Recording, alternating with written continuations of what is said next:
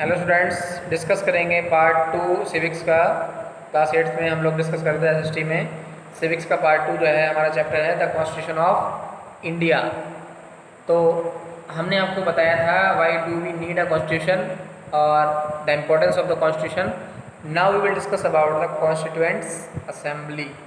Constituent assembly के बारे में बात करेंगे, जो संविधान के द्वारा जो बनाया गया असेंबली है उसके बारे में डिस्कस करेंगे।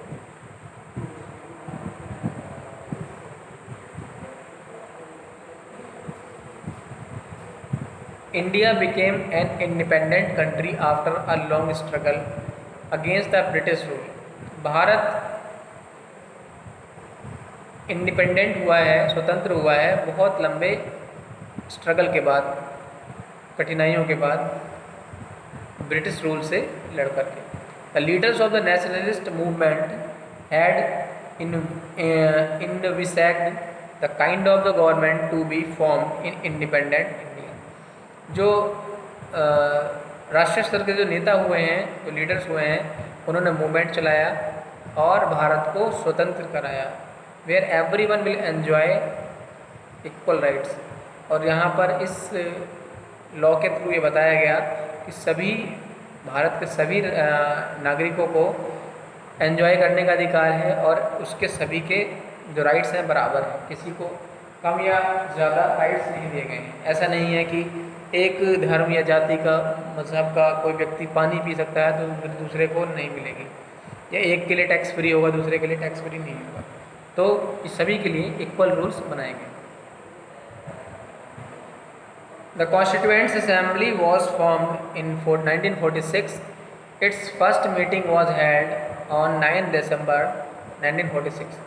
जो हमारी कॉन्स्टिट्यूएंट असेंबली है वो 1946 में जो है बनकर तैयार हो गई थी और फर्स्ट मीटिंग वॉज हेल्ड 9 दिसंबर 1946 और 9 दिसंबर 1946 में इसकी पहली मीटिंग हेल्ड हुई with doctor Sachchidananda Sinha as its provisional president, जो कि इसके सबसे पहले प्रेसिडेंट हुए हैं राष्ट्रपति के रूप में, जो कि प्रोविजनल थे, फिक्स नहीं थे। ठीक है। On 11 December 1946 doctor Rajendra Prasad was elected as a president of constitution assembly. 9 तारीख को प्रोविजनल प्रेसिडेंट के रूप में सच्चिदानंद सिन्हा जी थे और 11 दिसंबर 1946 को डॉक्टर राजेंद्र प्रसाद को इलेक्ट किया गया as the president of the constituent assembly. And doctor BR Ambedkar was appointed as a chairman of the drafting committee. Drafting committee के जो चेयरमैन बनाए गए, अध्यक्ष बनाए गए, वो कौन बनाए गए आपके?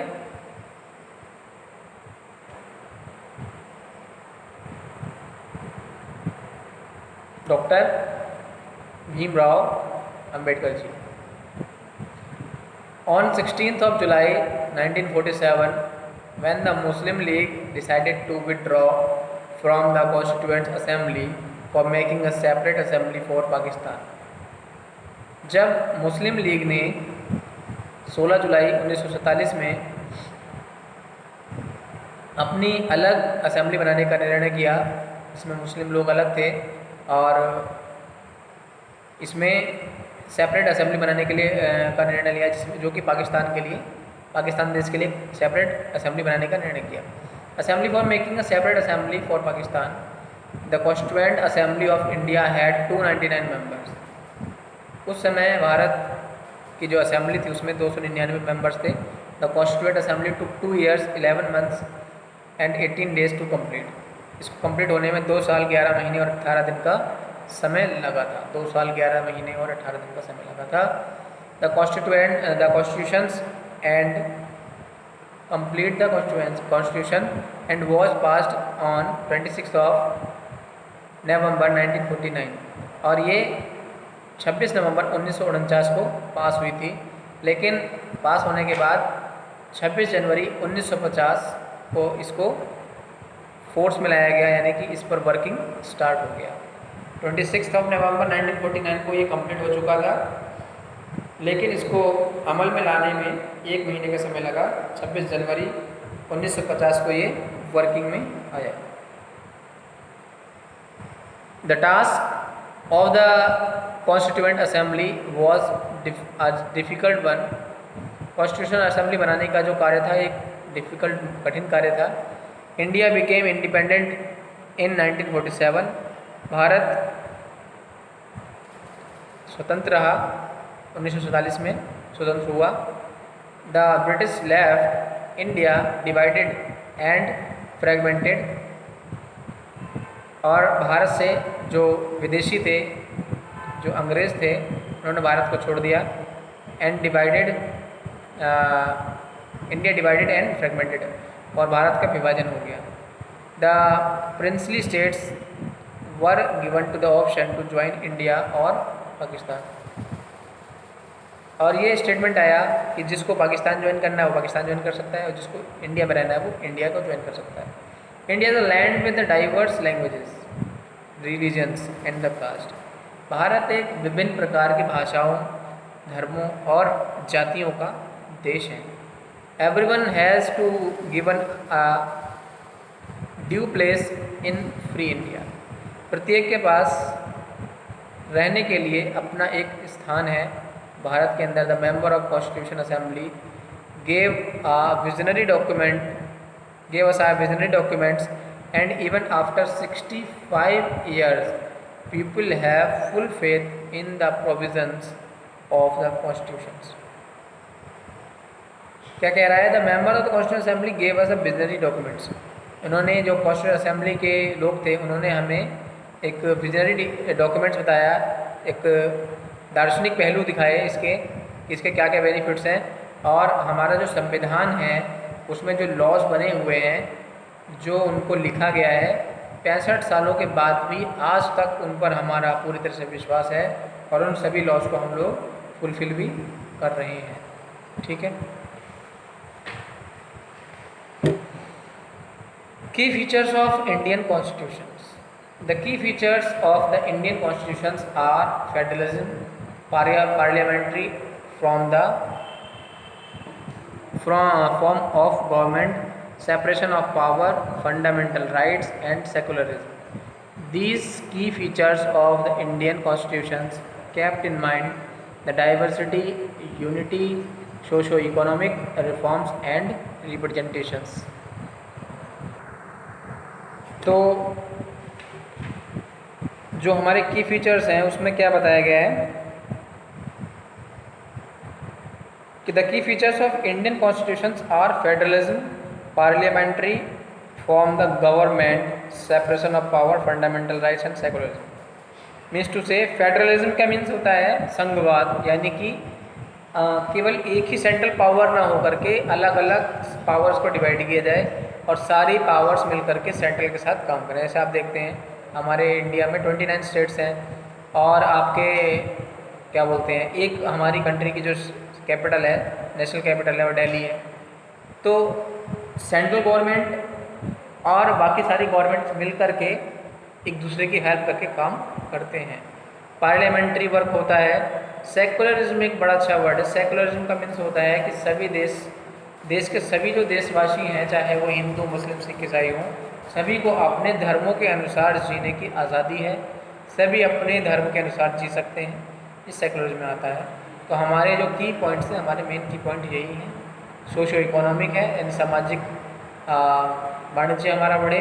डाइवर्सिटी हमारी है, यानी विभिन्नता तो है हमारे देश में, विभिन्न प्रकार की प्रजातियां हैं, विभिन्न धर्मों को मानने वाले लोग हैं, उसके बाद भी एकता है, जिसे हम कहते हैं अनेकता में एकता। सेपरेशंस ऑफ पावर्स, पावरों का विभाजन, यानी जो पावर्स हैं उनको विभाजित कैसे किया।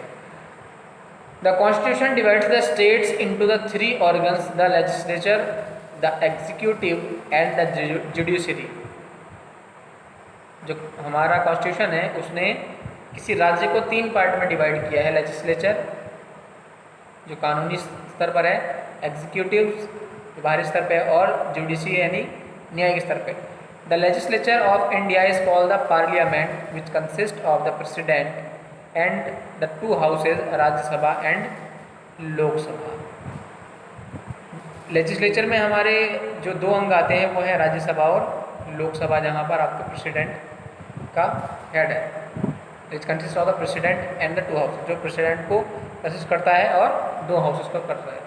The executive is that organ of the government which implements that laws made by the legislature and run the government.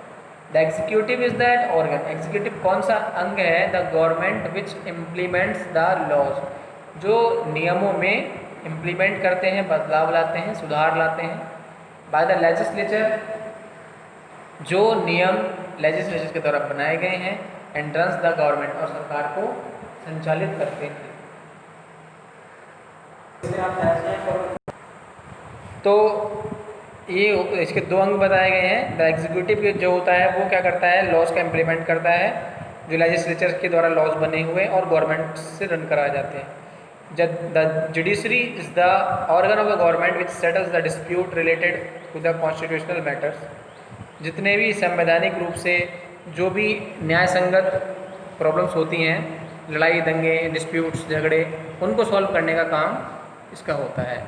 ठीक है, यानी कि एक जगह तो लॉज बन रहे हैं, एक जगह लॉज में इम्प्लीमेंट हो रहा है, और एक जगह उसको जो झगड़े हैं उसको सुलझाया जा रहा है।